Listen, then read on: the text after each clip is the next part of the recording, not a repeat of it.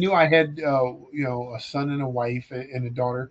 So our son was really young at the time. So he's like, I'm going to send him games and puzzles and stuff like that because he's got to do good in school. He doesn't want to wind up here. I'm like, yeah, you're right, whatever. Oh, He would man. send Yeah. stuff, and he would send puzzles. And they'd send chewing gum. He'd send all kinds of stuff. I'd open it up. I'd let my kid look at it, as an 8-year-old would. And he's like, "Oh, can I have that?" No, no, he really can't. But yeah. Mhm. So he Yeah. got to know the guy. His James Physiology. He called him Jimmy. So he got to the point where he was expecting me to get something in my post office box weekly or bi-weekly for him to look at, and then he would also send recipes home for my wife to cook. And at the time, that was the big no. My wife just couldn't cook at the time. I'm like, no, don't do it, dude, don't do it.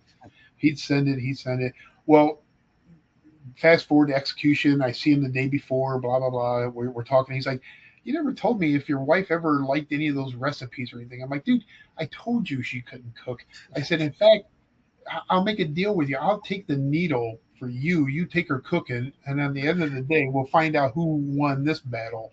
So again, that's the humor. Less than 24 hours away from his execution. Execution happens. I close my file up. He's done. I put that one away. 3, 4 weeks go by, and my kid, my son Bailey's like, "Hey, I haven't heard from Jimmy lately." I'm like, "Who?"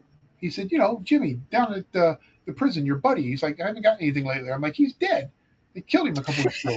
He's like, and my wife is sitting there, and he just starts crying, and she's like, "And you're the psychologist?"